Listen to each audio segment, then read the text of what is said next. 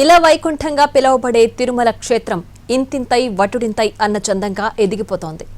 7 కొండలు భక్త జనసంద్రంగా మారిపోతున్నాయి. అఖిలాండ కోటి బ్రహ్మాండ నాయకుడిని దర్శించుకునే భక్తుల సంఖ్య అదే స్థాయిలో విస్తరిస్తోంది. రోజువారీ భక్తుల సంఖ్య ఒకప్పుడు 100ల్లో ఉండగా ఇప్పుడు 60,000 దాటుతోంది. 2024లో రికార్డు స్థాయిలో 2.55 కోట్ల మంది భక్తులు దర్శించుకున్నారు. తిరుమల శ్రీవారిని దర్శించుకోవడానికి నిత్యం వేలాది మంది భక్తులు వస్తూ ఉంటారు. భక్తులు కనీసం ఏడాదికొకసారైనా శ్రీవారిని దర్శించుకోవాలని అనుకుంటారు. కొందరు కష్టనష్టాలను దాటుకుని స్వామివారిని చూడాలని భక్తులు తిరుమలకొస్తారు. ఆ స్వామివారిని దర్శించుకుని ఆనందపడతారు. 10 ఏళ్లలో తిరుమల శ్రీవారిని దర్శించుకునే భక్తుల సంఖ్య భారీగా పెరిగింది. ఏకంగా 2024లో రికార్డు స్థాయిలో 2.55 కోట్ల మంది భక్తులు దర్శనం చేసుకున్నారు. ఈ సంఖ్య ఏడాది పొడవునా మారుతూ ఉంటుంది. పండుగలు, ఉత్సవాల సమయాల్లో లక్షల్లోకి చేరుకుంటుంది. సాధారణ రోజుల్లో భక్తుల సంఖ్య సగటున 60,000 వరకుంటుంది. వార్షిక బ్రహ్మోత్సవాలు, వైకుంఠ ఏకాదశి వంటి పండుగలు, సెలవుల సమయంలో భక్తుల సంఖ్య రోజుకు 1,00,000కు పైగా ఉంటుంది. అఖిలాండకోటి బ్రహ్మాండ నాయకుడైన శ్రీ వెంకటేశ్వరుడి దర్శనానికి దేశ విదేశాల నుంచి భక్తులు నిత్యం తిరుమలకొస్తూ ఉంటారు. మొదట్లో శ్రీవారి దర్శనానికొచ్చే భక్తుల సంఖ్య 100ల్లో ఉంటే ఇప్పుడు 1,00,000లోకి చేరుకుంది. తిరుమలలో సౌకర్యాలు పెంచే కొద్దీ భక్తుల సంఖ్య కూడా అదే స్థాయిలో పెరుగుతోంది. 1943కి పూర్వం తిరుమలకు చేరుకోవాలంటే నడక మార్గమే దిక్కు. అప్పట్లో శ్రీవారిని దర్శించుకునే భక్తుల సంఖ్య 100ల్లో ఉండేది. ఈ సమస్యను దృష్టిలో ఉంచుకుని తిరుమల తిరుపతి దేవస్థానం 1943లో మొదటి ఘాట్ రోడ్ నిర్మించింది. ఆ తర్వాత 1979లో రెండో ఘాట్ రోడ్ నిర్మించారు. 2 ఘాట్ రోడ్లు అందుబాటులోకి రావడంతో తిరుమలకు వచ్చే భక్తుల సంఖ్య క్రమంగా పెరుగుతూ వచ్చింది.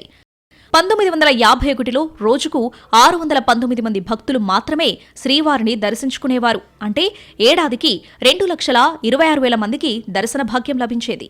ఆ తర్వాత 1961లో రోజుకు విచ్చేసే భక్తుల సంఖ్య 3,197కు చేరుకుంది. ఆ లెక్కన ఏడాదిలో 11,67,000 మంది దేవుడిని దర్శించుకున్నారు. ఇక 1971లో రోజుకు 9,299 మంది చొప్పున ఏడాదికి 33,94,000 మంది స్వామివారిని దర్శించుకున్నారు. 1981లో రోజువారీ దర్శించుకునే భక్తుల సంఖ్య గణనీయంగా 21,786కి చేరింది. ఆ ఏడాదిలో 79,52,000 మంది భక్తులు శ్రీవారిని సేవించుకున్నారు. 1991 సంవత్సరానికి రోజువారీ భక్తుల సంఖ్య 32,332కు చేరడంతో ఆ ఏడాదిలో 1,18,00,000 మంది భక్తులు స్వామివారిని సేవించుకున్నారు. ఇక 2001కి శ్రీవారిని దర్శించుకునే భక్తుల సంఖ్య 2 కోట్లు దాటేసింది. అప్పటికీ రోజువారీ దర్శించుకునే భక్తుల సంఖ్య సరాసరి 65,000 ఉండగా ఆ సంవత్సరం 2,37,00,000 మంది వెంకటేశ్వరుణ్ణి దర్శించుకున్నారు. 2011కి రోజువారీ భక్తుల సంఖ్య 70,000 ఉంటే ఏడాదికి 2,55,00,000 మందికి దర్శన భాగ్యం లభించింది. 2015లో 2,46,00,000 మంది భక్తులు శ్రీవారిని దర్శించుకుంటే 2016లో ఆ సంఖ్య 2,66,00,000కు చేరింది. 2017లో 2,72,00,000 మంది, 2018లో 2,65,00,000 మంది, 2019లో 2,76,00,000 మంది భక్తులు శ్రీవారిని దర్శించుకున్నారు. కోవిడ్ కారణంగా 2020లో శ్రీవారి ఆలయంలో 80 రోజుల పాటు దర్శనాలు పూర్తిగా నిలిపివేశారు. ఆ తర్వాత ఏడాదిన్నర కాలం పాటు దర్శనాలపై నియంత్రణ విధించారు. దాంతో 2020లో భక్తుల సంఖ్య గణనీయంగా తగ్గిపోయి 92 లక్షలకు చేరింది. 2021లో 1,04,00,000 మంది శ్రీవారిని సేవించుకున్నారు. 2022లో కోవిడ్ ఆంక్షలు తొలగిపోవడంతో ఆ ఏడాది 2,38,00,000 మందికి చేరింది. 2023లో 2,54,00,000 మంది ఉండగా 2024లో రికార్డు స్థాయిలో 2,55,00,000 మంది భక్తులు స్వామివారిని దర్శించుకున్నారు. ఈ ఏడాది ఆగస్టు వరకు 1,76,00,000 మంది శ్రీవారిని సేవించుకున్నారు. ఈ ఏడాది చివరి వరకు 2.5 కోట్ల మార్క్ దాటుతుందని టీటీడీ అంచనా వేస్తుంది. ఇలా 11 ఏళ్ల కాలంలో సుమారు 25 కోట్ల మంది భక్తులు శ్రీవారిని ప్రత్యక్షంగా దర్శించుకునే అవకాశం లభించింది. భక్తుల రద్దీని దృష్టిలో ఉంచుకుని టీటీడీ ఎప్పటికప్పుడు క్యూలైన్ విధానంలో మార్పులు చేస్తుంది. మొదట్లో శ్రీవారి దర్శనానికి భక్తులను మహాద్వారం ద్వారా అనుమతించేవారు. ఆ తర్వాత 1970లో వరాహస్వామి ఆలయానికి వెనక వైపున షెడ్లను ఏర్పాటు చేసి భక్తులకు శ్రీవారి దర్శనం కల్పించేవారు. 1985లో మొదటి క్యూ కాంప్లెక్స్ ను అందుబాటులోకి తెచ్చారు. ఇక 2001లో రెండో క్యూ కాంప్లెక్స్ ను నిర్మించారు. అయినా భక్తుల రద్దీ పెరుగుతూ ఉండటంతో నారాయణగిరి ఉద్యానవనంలో 2014లో తాత్కాలిక క్యూ లైన్, 2019లో శాశ్వత కంపార్ట్మెంట్ అందుబాటులోకి తెచ్చారు. శ్రీవారి ఆలయంలో భక్తులు శ్రీవారి దర్శనం కోసం వేచి ఉండే సమయాన్ని తగ్గించడానికి ఎప్పటికప్పుడు మార్పులు చేర్పులు చేస్తుంది టీటీడీ. మొదట్లో భక్తులను శ్రీవారి ఆలయంలో కులశేఖర పడి వరకు అనుమతించేవారు. 1983లో లఘు దర్శనం, 2005లో మహాలఘు దర్శన విధానాన్ని ప్రవేశపెట్టింది టీటీడీ. జయ విజయ గడప నుంచి దర్శనానికి అనుమతించడంతో రోజువారీ భక్తుల సంఖ్య 90,000 నుంచి 1,00,000కు చేరింది. మరోవైపు బంగారు వాకిలిలో 3 క్యూ లైన్ల విధానాన్ని 2014లో అందుబాటులోకి తేవడంతో ఏటికేడు శ్రీవారిని దర్శించుకునే భక్తుల సంఖ్య పెరుగుతూ వస్తుంది. అన్నప్రసాద పంపిణీలో తిరుమల తిరుపతి దేవస్థానం రికార్డుల తిరగరాస్తోంది. 10 ఏళ్లలో 67 కోట్ల మందికి పైగా భక్తులకు అన్నప్రసాదాన్ని పంపిణీ చేసింది. 2018లో 10 కోట్ల మందికి పైగా అన్నప్రసాదాన్ని అందించింది. ఇక అన్నప్రసాద ట్రస్టుకు భక్తులు ఇప్పటి వరకు ఏకంగా 2,200 కోట్ల విరాళాన్ని అందించారు. తిరుమలలోని 7 కొండలపై వెలిసిన శ్రీ వెంకటేశ్వర స్వామిని నిత్యం వేల సంఖ్యలో భక్తులు దర్శించుకుంటున్నారు. ఇలా కోనేటి రాయుడు చెంతకు వచ్చే భక్తుల ఆకలి తీర్చేలా అన్నప్రసాద వితరణ చేయాలన్న ఆలోచనతో అన్నప్రసాద ట్రస్టుకు శ్రీకారం చుట్టింది టీటీడీ. 1985 ఏప్రిల్ 6వ తేదీన శ్రీ వెంకటేశ్వర నిత్య అన్నదానం ట్రస్టును ప్రారంభించింది. ఎన్టీఆర్ సీఎంగా ఉన్న సమయంలో ఈ ట్రస్టును ప్రారంభించగా అప్పట్లో నిత్యం 2,000 మంది భక్తులకు అన్నప్రసాద వితరణ చేసింది టీటీడీ. 1994లో శ్రీ వెంకటేశ్వర నిత్య అన్నదాన ట్రస్టుగా రూపాంతరం చెందిన ఈ పథకం 2014కి శ్రీ వెంకటేశ్వర అన్నప్రసాద ట్రస్టుగా మార్పు చెందింది. శ్రీవారి దర్శనానికి విచ్చేసిన భక్తులకు నాణ్యమైన అన్నప్రసాదాన్ని అందించడమే ధ్యేయంగా అన్నప్రసాద వితరణను ఎప్పటికప్పుడు పెంచుతూ వచ్చింది టీటీడీ. మొదట్లో ఆలయానికి ఆగ్నేయం వైపున అన్నప్రసాద కాంప్లెక్స్ ను ఏర్పాటు చేసింది. ఆ తర్వాత 2012లో ఆలయానికి ఈశాన్యం వైపున ఆసియాలోనే అతిపెద్దదైన అన్నప్రసాద సముదాయాన్ని నిర్మించింది టీటీడీ. అన్నప్రసాద సముదాయంతో పాటు వైకుంఠం క్యూ కాంప్లెక్స్లోని కంపార్ట్మెంట్ల వెలుపల ఉన్న క్యూ లైన్లలో వేచి ఉండే భక్తులకు అన్నప్రసాద వితరణ చేయడం ప్రారంభించింది. యాత్రికుల వసతి సముదాయాలు, భక్తుల రద్దీ అధికంగా ఉండే ప్రాంతాలలో కూడా ఫుడ్ కౌంటర్లను ఏర్పాటు చేసి అన్నప్రసాద వితరణ చేస్తుంది. ప్రస్తుతం తిరుమలలో 36 ప్రాంతాలలో భక్తులకు అన్నప్రసాద వితరణ జరుగుతుంది. సాధారణ రోజులలో 1,75,000 నుంచి 1,90,000 భోజనాలను పంపిణీ చేస్తుండగా వారాంతంలో ఈ సంఖ్య 1,95,000 నుంచి 2,20,000గా ఉంటుంది. ఇక ప్రత్యేక పర్వదినాల్లో 3 లక్షల మంది భక్తులకు భోజనం పంపిణీ చేస్తుంది. అన్నప్రసాదం కోసం ప్రతి నిత్యం 10 టన్నుల నుంచి 12 టన్నుల బియ్యం, 6 టన్నుల నుంచి 7 టన్నుల కూరగాయలను వినియోగిస్తుంది. అలాగే 5,000 లీటర్ల నుంచి 6,000 లీటర్ల వరకు పాలను ఉపయోగిస్తూ భక్తులకు రుచి, శుచికరమైన భోజనాన్ని పంపిణీ చేస్తుంది టీటీడీ. టీటీడీ నిర్వహిస్తున్న అన్నప్రసాద పథకానికి భక్తుల నుంచి విశేష స్పందన లభిస్తుంది. శ్రీవారి దర్శనానికి విచ్చేసిన భక్తులు అన్నప్రసాద సముదాయంలో భోజనాలు స్వీకరించడమే కాదు, అన్నప్రసాద వితరణకు పెద్ద ఎత్తున విరాళాలందిస్తున్నారు. దీంతో ఇప్పటి వరకు అన్నప్రసాద వితరణకు 2,200 కోట్ల రూపాయల విరాళాలు భక్తుల నుంచి అందాయి. ఇప్పటి వరకు 1,00,000లోపు 8,92,333 మంది భక్తులు విరాళాలందించారు.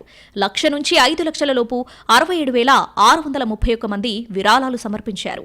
5 లక్షల నుంచి 10 లక్షల లోపు 3,573 మంది, 10 లక్షల నుంచి 25 లక్షల లోపు 6,080 మంది భక్తులు విరాళాలందించారు. 25 లక్షల నుంచి 50 లక్షల లోపు 45 మంది భక్తులు, 50 లక్షల నుంచి 75 లక్షల లోపు 14 మంది భక్తులు, 75 లక్షల నుంచి కోటి రూపాయల లోపు 3, కోటి రూపాయలకు పైగా 145 మంది విరాళాలందించారు. డిపాజిట్లపై వచ్చే వడ్డీ ఆదాయం ద్వారానే అన్నప్రసాద ట్రస్టును నిర్వహిస్తుంది టీటీడీ. 2016లో 7,79,00,000 భోజనాలను పంపిణీ చేయగా 2017లో ఈ సంఖ్య 10,28,00,000కు చేరుకుంది. 2018లో 10,42,00,000 మందికి భోజనాలను పంపిణీ చేసింది టీటీడీ. ఇప్పటి వరకు ఇదే అత్యధికంగా చెప్పుకోవచ్చు. 2024లో 7,61,00,000 భోజనాలు పంపిణీ చేయగా ఈ ఏడాది ఆగస్టు వరకు 6,39,00,000కు చేరింది. తిరుమల వెంకన్న హుండీ ఆదాయంలో రికార్డులు సృష్టిస్తున్నారు. సీజన్తో సంబంధం లేకుండా భక్తులు దర్శనానికి వస్తుండటంతో అదే స్థాయిలో హుండీ ఆదాయం సమకూరుతోంది. 10 ఏళ్లలో 11,000 కోట్ల హుండీ ఆదాయం వచ్చింది.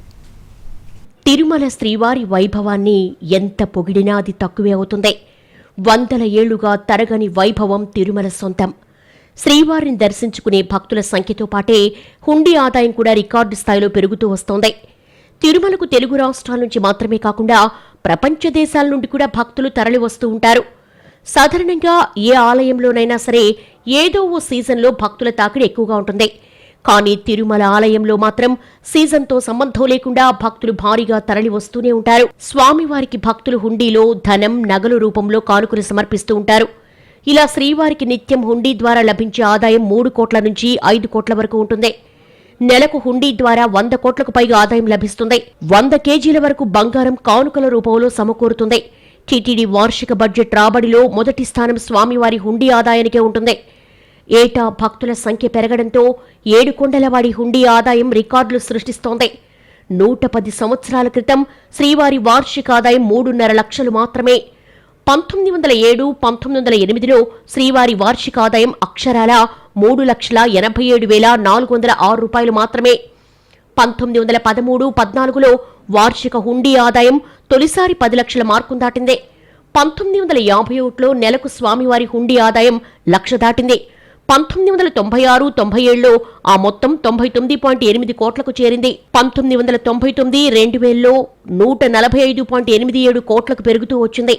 2009, 2010లో 583 కోట్లకు పెరిగింది. ఇక కరోనా కారణంగా 2020, 2021లో స్వామివారి హుండీ ఆదాయం 731 కోట్లకు పరిమితమైంది. 2021, 22లో 933 కోట్లు కానుగ్గా సమర్పించారు భక్తులు. 2023, 24లో 1387 కోట్ల హుండీ ఆదాయం లభించింది. గత 10 ఏళ్ల కాలంలో శ్రీవారికి హుండీ ద్వారా 11,000 కోట్ల రూపాయల ఆదాయం సమకూరింది. తిరుమల శ్రీవారిని దర్శించుకునే భక్తుల సంఖ్య పెరగడంతో వారు సమర్పించే కానుకలు కూడా పెరుగుతున్నాయి. స్వామివారికి భక్తితో సమర్పించే తలనీలాలు కాసుల వర్షం కురిపిస్తున్నాయి. ఏటా స్వామివారికి 1 కోటి మందికి పైగా తలనీలాలు సమర్పిస్తున్నారు. కురుల విక్రయం ద్వారా టీటీడీకి 200 కోట్లకు పైగా ఆదాయం లభిస్తోంది. కలియుగ ప్రత్యక్ష దైవం శ్రీ వెంకటేశ్వర స్వామి తిరుమలలో కొలువై నిత్య కైంకర్యాలతో పూజలందుకుంటున్నారు. కోరిన కోర్కెలు తీర్చే కొంగు బంగారమైన శ్రీవారి క్షేత్రం భక్తులతో కిటకిటలాడుతూ ఉంటుంది. స్వామివారికి భక్తులు సమర్పించే విరాళాలు భారీగా ఉంటాయి. విరాళాలతో పాటు భక్తులు తలనీలాలు సమర్పిస్తూ ఉంటారు. వీటి ద్వారా టీటీడీకి ఏటా ఆదాయం భారీగా సమకూరుతుంది. శ్రీనివాసుడి దర్శనం కంటే ముందు భక్తులు తమ మొక్కులు చెల్లించుకుంటారు. కాలినడకన తిరుమల చేరుకోవడం, అంగప్రదక్షిణం, తలనీలాలు సమర్పించడం, హుండీలో కానుకలు వేయడం, బంగారు ఆభరణాలు సమర్పించడం జరుగుతూ ఉంటుంది. స్వామి దీక్షాధారులు నెలల తరబడి శిరోజాలు పెంచుకుని తిరుమలకొస్తూ ఉంటారు. స్వామివారికి భక్తితో తలనీలాలు సమర్పిస్తారు. దీనివల్ల తలపై ఉన్న పాపాలు తొలగిపోతాయని భక్తులు విశ్వసిస్తారు. శ్రీవారికి తలనీలాలు సమర్పించే భక్తుల సంఖ్య ఏటికేడు పెరుగుతూ వస్తుంది. 2003లో 71 లక్షల మంది తలనీలాలు సమర్పించారు. 2010లో 1 కోటి లక్ష మంది తలనీలాలు సమర్పించారు. 2015లో 1,20 లక్షల మంది తలనీలాలు మొక్కుగా చెల్లించుకున్నారు. 2019లో 1,16 లక్షల మంది తలనీలాలిచ్చారు. 2023లో ఈ సంఖ్య 1,05 లక్షలుండగా 2024లో 99 లక్షలకు చేరింది. ఈ ఏడాది ఆగస్టు చివరి వరకు 66 లక్షల మంది భక్తులు తలనీలాలు సమర్పించారు. తలనీలాల విక్రయంపై మొదట్లో టీటీడీకి అవగాహన లేకపోవడంతో టెండర్ ద్వారా విక్రయాలు జరిగేవి. 2011 నుంచి తలనీలాలు 6 రకాలుగా విభజించి విక్రయిస్తున్నారు. 34 అంగుళాల కంటే పొడవైనవి ఒక రకం, ఇక రెండో రకంగా 16 నుంచి 34 అంగుళాల మధ్య ఉన్నవి ఉంటాయి. అలాగే 10 నుంచి 15 అంగుళాల పొడవున్న కేశాలను మూడో రకంగా పరిగణిస్తారు. 5 నుంచి 9 అంగుళాల పొడవు గల తలనీలాలను 4వ రకంగా పరిగణిస్తారు. 5 అంగుళాల కన్నా చిన్నవి 5వ రకం కాగా తెల్ల వెంట్రుకను 6వ రకంగా విభజించి అమ్ముతున్నారు. ఆన్లైన్లో టెండర్లు నిర్వహిస్తూ ఉండడం వల్ల తలనీలాల ద్వారా స్వామివారికి భారీగా ఆదాయం లభిస్తుంది. తలనీలాలను వేలం వేయడానికి ముందు చాలా జాగ్రత్తలు తీసుకుంటారు. మొదట వాటిని ఉడకబెడతారు. ఆ తర్వాత శుభ్రంగా కడిగి ఎండబెడతారు. ఆ తర్వాత గోడౌన్లో నిల్వ చేసి వేలం ద్వారా అమ్మకాలు నిర్వహిస్తారు. మొత్తంగా తలనీలాల విక్రయం ద్వారా స్వామివారికి ఏటా 200 కోట్ల రూపాయల ఆదాయం లభిస్తుంది. ఇప్పటి వరకు స్వామివారికి ఖజానాకు 1,000 కోట్ల రూపాయలకు పైగా ఆదాయం సమకూరింది.